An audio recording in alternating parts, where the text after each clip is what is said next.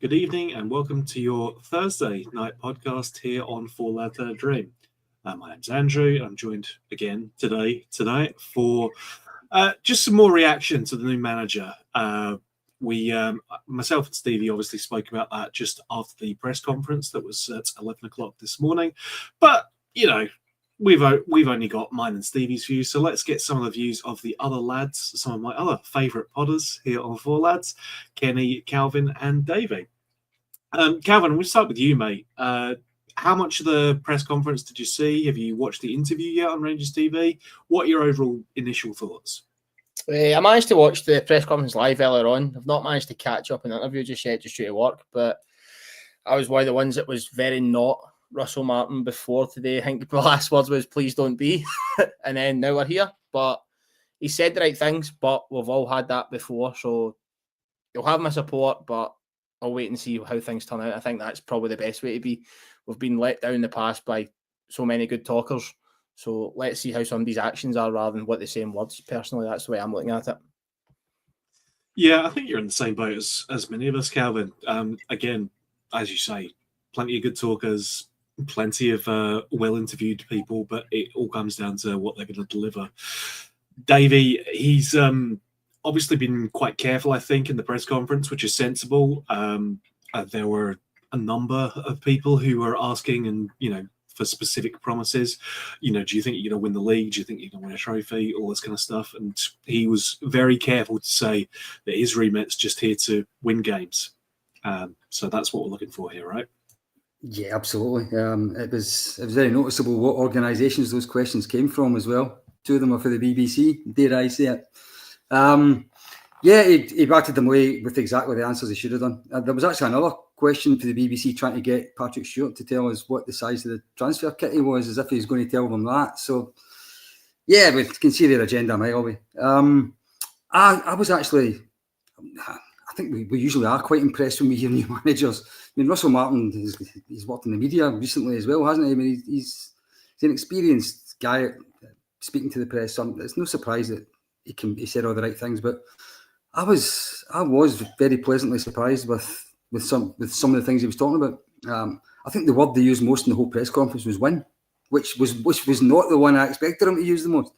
So yeah, like Calvin, I think the proof of the pudding will be once we get the squad together, once he starts working with it, once the real stuff starts. But I think for most sceptics, which I think covers probably all four of us sitting here and probably the vast majority of the overall support, I think for most sceptics, he done everything today that he should have done to try and at least get the majority behind him, which is what I think most he can hope for after one press conference. Yeah, and nothing's going to be decided after this thing. It's going to come down to what happens in the next days, weeks, months, indeed. We hope, maybe even years. Jeez, imagine that. Unprecedented in recent history of Rangers managers, but we can only hope. He talked a lot about the style of football he wants to play, and I mean that's been discussed by us, by everyone, plenty in the run up to this, Kenny. But talked about wanting to see dominant football, changing the football culture within the club in terms of exciting, attacking football, being aggressive, dominating possession and dominating physically in the matches as well. So again, it's the right words. I think, if you'd asked us entirely without context, if we didn't know where these quotes were coming from, we'd say we'd be perfectly happy with them. I think the struggle that some folk have got is that it's the source of where it's coming from. Yeah, but the word that you used an awful lot was dominate. And if you're being honest, we haven't dominated games since Steven Gerrard was here, really. I know we dominate a lot of, some games. There's an awful lot of games we haven't done that. So that for me, instantly, when I was sitting listening to him and the way he wants to play, that comes down to literally the recruitment and what the board give him, because this squad is not capable of that. So, and I think he's very much aware of that, to be fair. So that's where, listening to him, I thought he came across really quite well. I've got to be honest about that and say that he impressed me more than I thought he would. And but that's just me starting from that low point where I was kind of miserable yesterday when I realised that. And I'm not going to tell lies about it. I was kind of all doom and gloom. But having listened to him, having listened to the way he wants Rangers to dominate with the ball and without the ball, and make these transitions as short as possible and to win them, that really impressed me, I've got to say, because managers are full of manager speak. We all know that.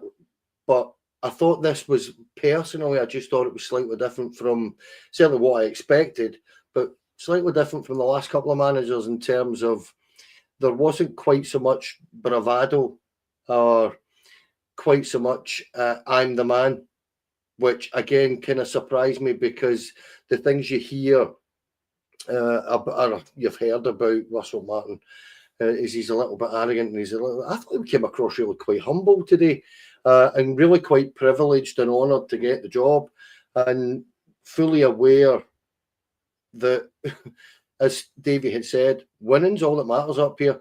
So, you know, I think to a certain degree he's put the philosophy, if you want to call it that, slightly on the back burner and realised, yeah, philosophy's all good and well.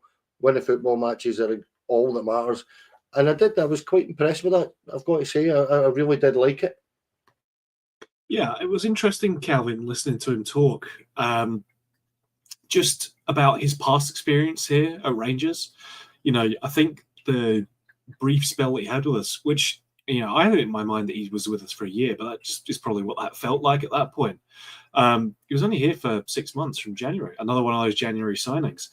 And was talking a lot about how, you know, it felt like unfinished business, like he, you know, wanted to try and make that right. So it's very interesting to hear him coming at it from that perspective.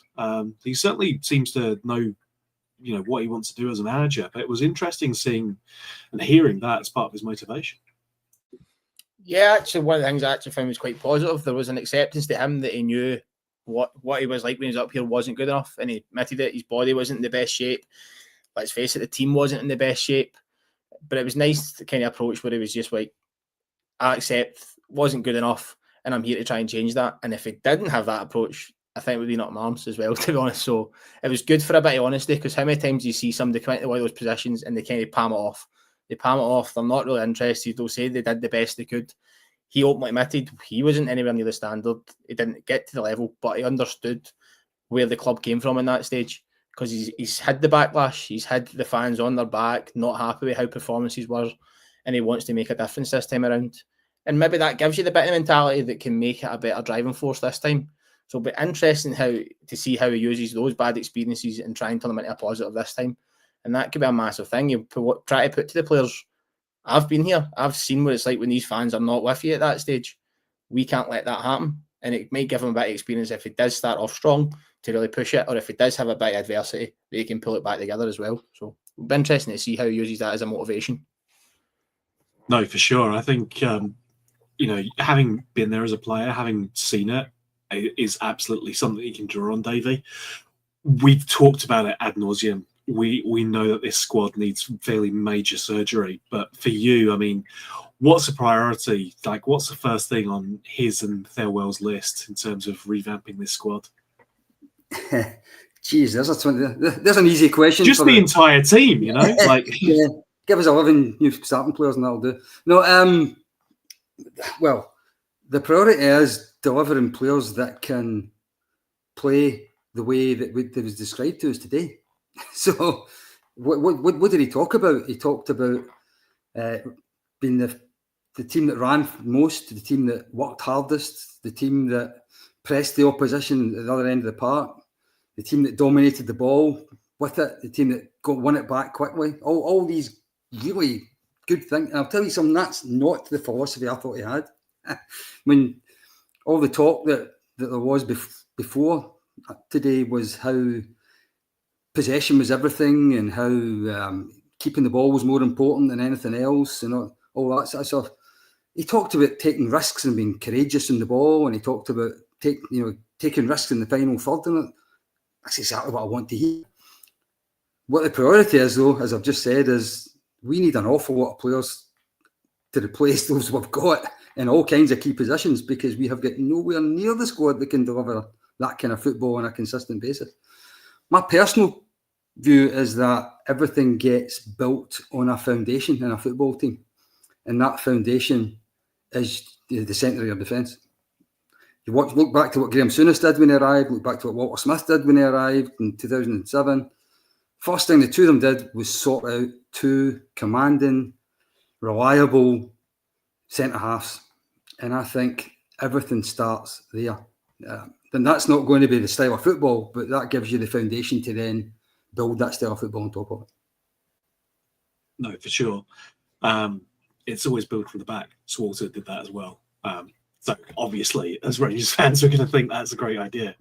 I wanted to pick up a quick question from the comments. Will we need to wait till the investment is approved before we sign anyone? That's to do with the AGM, the 20 million there. That's not going to be the case. This 20 million is always going to be in addition to what we were already planning to spend this summer. And even at that, when you're signing players at the moment, in this modern day, it's not like you've got to write a check for the 2 million quid or whatever it is for the player right there and then. These are always done in installments. It always takes place over a time period. This isn't going to hold anything up. It's not going to be a factor. Obviously, we prefer it to have in the accounts sooner rather than later, which I think is part of the desire to take the company private so that they don't need to go through an EGM every time they want to do something like this. But I don't think it's going to be something that's going to hinder us in terms of getting that investment and getting these players in the building. So just wanted to clear that up quickly. Kenny, we heard from Kevin Thelwell for the first time as well, given that he's just in the building too. It's the first time we've heard from him, and it was interesting, obviously off the back of a very good question from fan media, how the recruitment operation is going to work. So conversation between him and the manager, Russell Martin, in terms of figuring out who's a good fit for the team. I thought he came off quite well. It's speaking, it's not actions, but nonetheless, it was still interesting to hear him talk about how this process is going to work going forward. Yep, and if you've not listened to the audio pod that Stevie put out earlier on, or you put out on Stevie's behalf earlier on, he came across really well on that as well, because he explained that when he joined Everton, he felt that Everton were pretty much in an almost very, very similar situation to where we are at the minute as well, in terms of infrastructure, and he's managed to deal with that. But in terms of the recruitment, yes, he did come across quite well, I thought. In fact, really well for me, where he managed to... I always feel when you listen to guys like that, sometimes that it kind of goes over the top of my head sometimes, but he managed to put it in kind of layman's terms for me, where, no, it's just at the end of the day, we've got a recruitment officer there in Purdy. We've got me, and we've got the first team coach, and that's what we'll do. We will have a list of players. We will ask Russell what he wants, and from there we work it out between the three of us where we want to go with it. And that's seems pretty sensible to me. I don't know how these things work, and I'm not going to pretend that I know the inner workings of any football club, but that seems kind of the most logical way to go about it. And what I would suggest to you, though, is that in the interview that Russell Martin has had on Rangers TV earlier on, he was effectively, I think, in terms of the interview process, was kind of asked, go and study the football, go and study our squad of players, go and study this team and tell us what you see. So I think probably between Russell Martin and Kevin Thelwell, they have a right good idea where they need to improve. And if you're being brutally blunt, we've got 7 or 8 first team players that we need to find before, when I say before the start of the season, before this transfer window ends, because the goalkeeper, very quickly, the goalkeeper, if you're going to play the way he seems to want to play, which is with almost that kind of sweeper keeper thing, I don't see Jack Butland being that guy with the ball at his feet.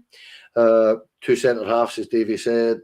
We've probably need a left back and a right back. So there's your entire back five. You need wingers. We need a first choice number 9. We could go on and on and on.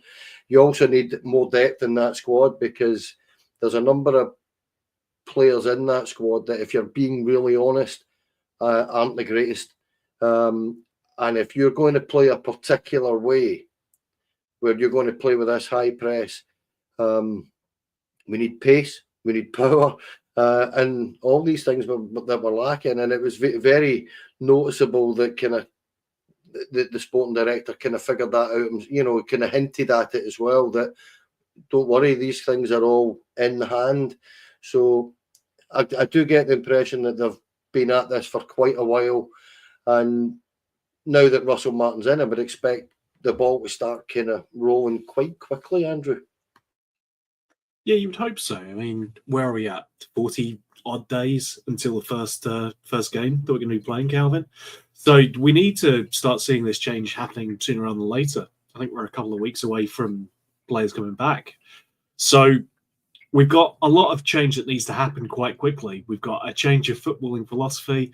We've got new players to hopefully get signed and then bedded in. There's a lot that's going to take place. But I think one interesting thing that Martin was stressing was that it's not going to be the finished article day one, but what it will aim to be is, a winning football team. That's what he had stressed repeatedly. He wants a winning football team. It's not going to be perfect, but that's going to be the plan day one. Yeah, I think that's the biggest thing. I think as a fan base, we've all realised over the best part of the last 2-3 seasons, the squad's right down to the bare minimum. We've got players there that are on too much money for what they can offer us, how many appearances they can make, the level of performance they can deliver. So there is still a bit of turnover to go. And when we start freeing up those wages, we'll probably start to see a much better squad. But I think the biggest thing for us as fans is we want to see a winning team in the park, and to deliver that, the players that are coming in must be the quality players. It needs to be players that are going to walk in there, take their place in the starting 11 and make a difference. And if we can start to get that right, the rest of the building blocks can come into place. I think there's a few things we're all looking for. Specific types of profiles of players that can turn up pretty much every single week and perform. We need probably a few more Scottish-based players when we look at the European rules. We need to start picking out the best of the bunch. We've started that already with the likes of Lyle Cameron. We're getting linked with Mulligan, etc. as well. And there probably is a few more players around in the country that might be able to snap up. Doesn't mean they're going straight into the starting 11. It never needs to go into the starting 11 in terms of that stage. But we need 5-6 quality players for the get-go that are going into our starting 11. The rest all comes. And I think if we get the recruitment right, we start to get bodies out, we'll start to see it. The wages is massive. Like we talked about this, how many times we talked about Matondo, 20 odd grand a week.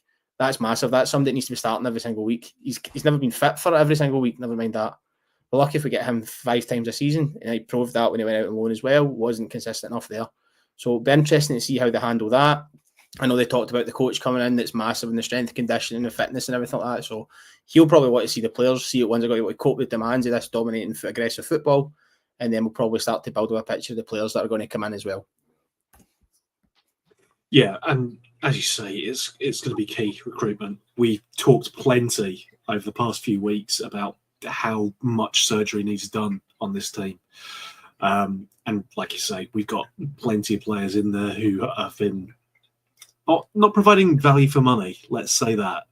That's probably the polite way of putting it. Patrick Stewart also spoke at that, Davie. I'm not lumping you in just because you're one of his fellow builders or anything like that. But he was keen to stress that they thought that Russell Martin was the outstanding candidate from the outset, and they're delighted to get their man. So we don't know what's happening in terms of Davide Ancelotti, but clearly Martin, I think, emerged as a favourite for them quite early on. And, credit to the board for managing to get their man, I suppose. Yeah, I can't imagine that any chief executives are going to sit at a press conference and say, "Welcome to our new manager. He's your third choice." I'm like, I can't think anybody's ever going to say that. So, of course, he was the guy they wanted all along because he's the guy that's in the chair. So that's going to be said. But to be fair, when you heard Patrick Stewart's list of what he thought the most important things were, then you can see how Russell Martin and his background does tick a number of those boxes, talking about style of play and identity and culture and all that, because he's kind of big in all that stuff. Developing new talent. He has brought a lot of younger players through in his previous clubs, so you can see that he did tick a lot of boxes for Patrick Stewart, who, incidentally, for me, I still find myself quite unimpressed every time he talks to the media. He always looks to me as somebody who's not comfortable in front of a camera, which is a kind of strange thing for a chief executive of a huge organisation. But I thought Russell Martin looked totally natural in front of the camera, and Patrick Stewart just couldn't pass the microphone along quick enough. But then, that's maybe just me being harsh. Probably I just didn't like him after the banner stuff against Celtic. Could well be that. Yeah, I mean, honestly, he's although you say he's not there to be passing on a message, you know, he's the CEO. He's going to have to sit in front of cameras every now and then, so going to have to get used to it, unfortunately. Kenny, we also had discussions again from Patrick Stewart that they needed to change the culture at the football club in terms of what they found from the football review. So this isn't just going to be the first team. This is going to be the systemic stuff. This is going to be the academy and feeding players from there into the first team and looking at the overall kind of structure and setup there. So you've got to say that there's plenty of work to do. But what do you think, you know, out with the first team as maybe the key priorities for because Thelwell's, you know, just in the door as well, and he's going to have plenty on his plate to be working through as well. Yeah, well, Patrick Stewart did go on about that, and the culture thing I found really quite interesting. Where, and maybe I'm wrong, maybe I've just picked this up wrong, but I got the distinct impression that he felt there was a lot of laziness or sloppiness going about the football club. I really do. When, without saying it, I think that's what he kind of was implying, where there's been an awful lot of maybe nonchalance or, as I say, laziness, whatever way you want to put it, and a whole lot of people taking things for granted and just being accepting of the way things are. And I think that's about to change. I think Kevin Thelwell and the audio that was put out earlier on this afternoon also, he was asked by Davie Edgar about youth development, and Davie was quite blunt and said that our youth system doesn't work. Our academy just doesn't work. And you hear about kids doing really well at that level, and then at the end of the season we release them and says we don't get it. And he answered that question, and Davie actually was quite blunt again and said, well, it doesn't work. So what Thelwell said about that was quite interesting, because he says, well, the simple fact is that it's got to work.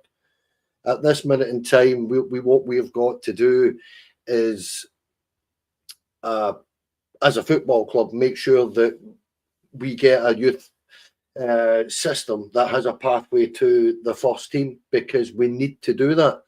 You can't just continually buy and sign players. You've got to have that system where you get value out of that academy. And it will be interesting to see what they do with that, because these appointments haven't been made yet, have they? So I just got the feeling that with it was Sportsology, I think the company wasn't it, that did the review with Patrick Stewart and Thelwell, and the things that they've said. See, in truth, I've got a feeling they're going to rip a lot of things up in there. They're just going to say this isn't working. It hasn't worked for years. We stop and we start again, and we become a modern football club. And that's kind of music to my ears. That's all I've been crying out for this for donkey's years. Please just get that youth system running, because Davie, you'll remember this as well. I've said this many times on here, that when I was a kid, we had a system that naturally brought from when I was a young kid, boys like John McDonald and stuff like that through, and you would always, even if they weren't good enough to spend the majority of their career here, we would get value out of that, because they would come in, do a job for us, we would sell them on, we'd make money. Walter's team, first team, he had a real habit of doing that, bringing 5 or 6 kids through every single year. And the majority of them didn't make it at Rangers, but would sell them for 500, 600, 700,000 quid. And that all racks up. And in today's terms, if you're looking at 500,000, 600,000 quid away back in 91, 92, 93, that's a couple of million quid every single time. And the point being, in today's terms, the point being that we need that as a football club.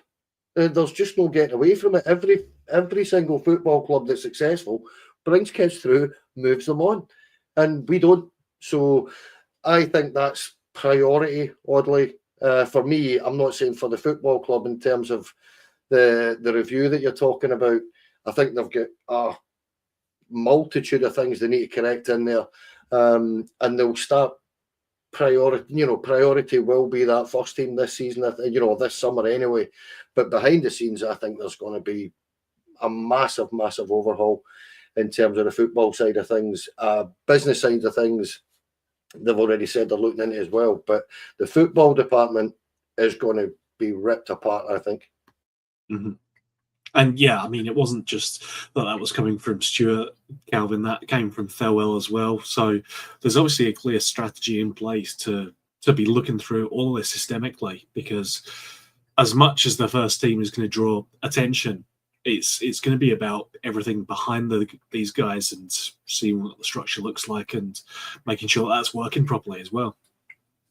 Yeah, I think that's been, as Kenny mentioned there, the player pathway from youths up for us has been terrible for God knows how long. Out with Barry, after that, next one, Hutton, next one, Patterson, even Gilmore, he'd be left very, very young. There's very few examples of players from us that leave and go anywhere. And I think that comes down to opportunities. Not many of them get a chance to first team. You'll see them very briefly.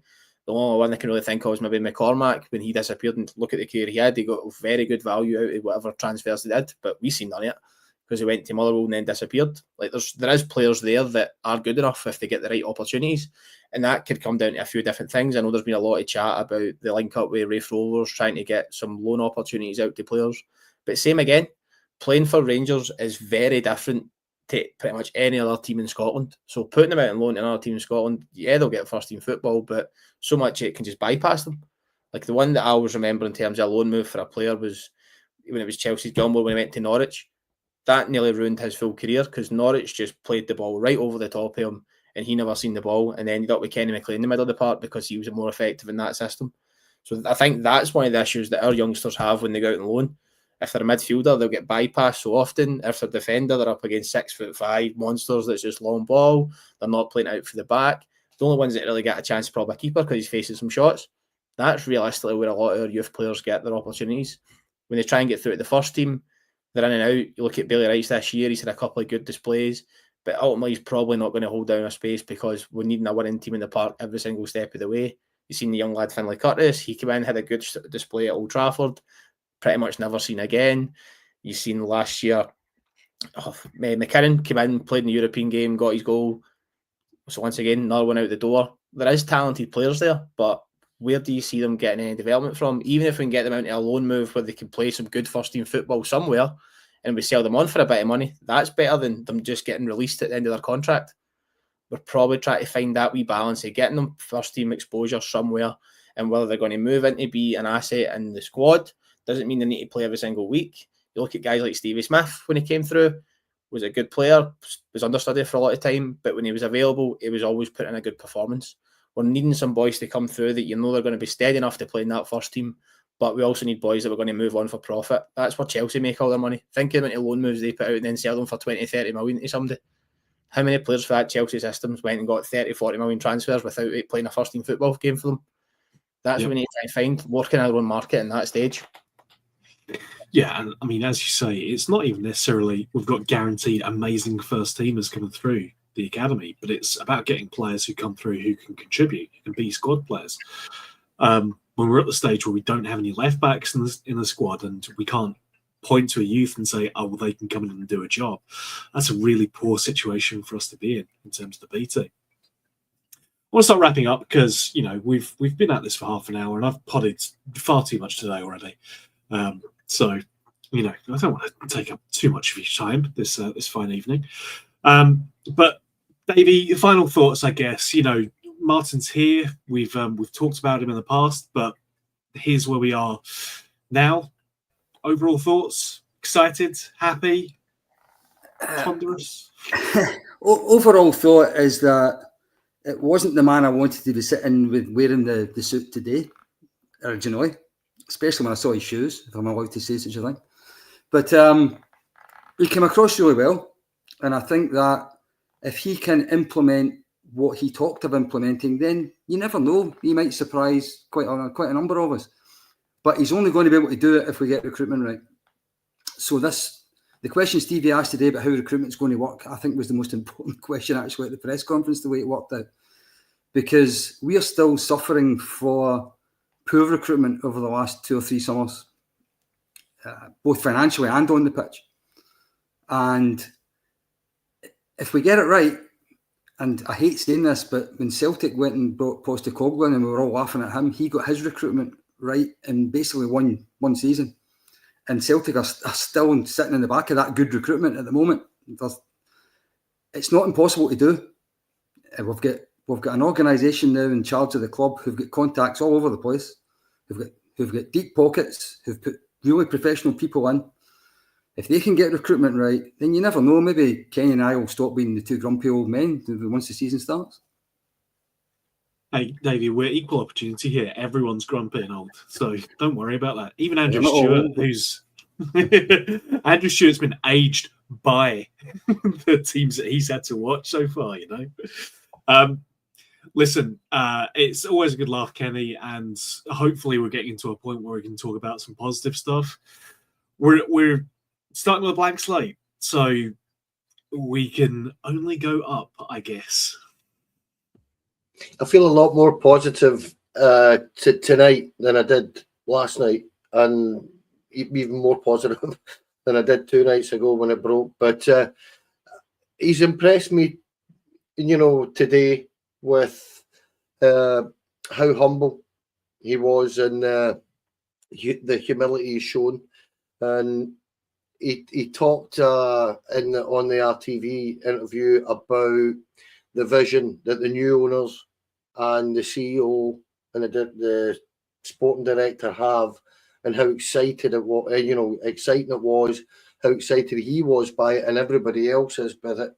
And he was talking about the unity that you need, and he made a wonderful, wonderful point in that interview to me. But for me, when he said that it's almost like an unstoppable force at a club like this when you get everybody united and together.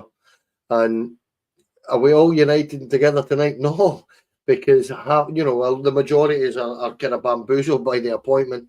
But on the face of it, the one thing I would say very quickly, and I have no idea how true this is because I can't get it verified, but I have sat there over the last couple of days and said I was appalled by his win percentage in England, which is just about 40%. And apparently Brendan Rodgers, before he came to Celtic in England, was 41%. So it's not that much different, is it? Now, that means nothing. I'll say this and say this and say this over and over again, guys. The proof is in the pudding. It's how he turns up with his new team and how we perform. And he can perform pirouettes and all sorts with a football team for all I care. Win. It's about winning. And that's all I'm interested in. So good luck to the boy. I hope it really works for him because, as I say, more than anything else today, he surprised me. And I've been really quite taken by him today as a person, not as a manager or a first team head coach. I have no idea how that's going to work. But as a person, he's really impressed me today. Kenny's already fallen for it. We're in trouble. No, I mean, ultimately at this stage, we want the manager to be doing well because it means Rangers are doing well. And Calvin, we always prefer to come on here and talk about something positive and be happy about things. So we're going to back the manager. We'll give him all the time in the world, at least 10 minutes into that first game in pre-season. And then we'll make up our minds and decide right there and then if he's going to make it or not. But pleasure having you on, mate, and appreciate it. Thanks for having us, mate. Good to be back on again, and we'll see what the future holds with this. So let's go for it. No, for Andrew, sure. can I just say something very quickly? You really must, Kenny. Yes, I do have to say something. I want to thank the boys for coming on. This has been an incredibly tough schedule for us over the last week or so, hasn't it, guys? And I want to thank them for making the effort and the time. And you too, Andrew, because we've been at it hard the last few days. But this, I'll reiterate this again. This is the best team we've ever had at Four Lads. It's absolutely phenomenal. And I thank each and every one of you guys. Yeah, absolutely. No wonder I'm big-headed. I want to shout out Big Rods, who's just gifted 5 more memberships. I'm pretty sure that takes us to 470 people who are members now. Fantastic stuff. The membership numbers have grown and grown. Folk have got access to lots of exclusive stuff through membership to the channel. We don't ask that people do this, but if they do, they get exclusive interviews with Naismith, with other nice people as well. Stevie Smith. We've got first run exclusives that you'll get there as well. So folk who have memberships will get the first look at documentaries that we've done, both Helicopter Sunday as well as the Davie Cooper documentary that we did. So it's humbling, and it means that we can do stuff like this. It means that we can send Stevie out to Ibrox in the middle of the day. It means that we can get me to jump on and do some video editing for him and audio editing, because I'm just so much of a hero. It means that we can keep doing this stuff and make these documentaries and do more stuff for you guys. So appreciate it, Rods, and appreciate everyone else who's supporting the channel. It means a lot to us. Even if you can't support with a membership, that's absolutely fine. These pods, these ones that we do like this, are always going to be free for folk, and you'll always get access to those. If you subscribe to the channel, it means you'll get notified. It means you'll know what's happening and what's going on. So we encourage you to do that, because honestly, any indication that you got that you enjoy what we're doing helps us grow, helps us do things, and means that we can do more things for you guys as well. Nearly over 2,000 folk watching tonight, after we've thrown out about 50 pods this week. So the fact that you guys are still tuning in is really gratifying. So we can't thank you enough. So I need to thank my lovely co-hosts, because without them, it's just me talking by myself, and no one wants that. So Kenny, Davie, Calvin, thank you again, my friends. Appreciate everyone out there for your support. Always say it, but it means the world to us. Thank you very much for that. And until we talk to you again, which I'm sure will probably be in the next couple of hours or so, because that's the kind of schedule we're working on at the moment. Thank you very much, folks, and bye for now.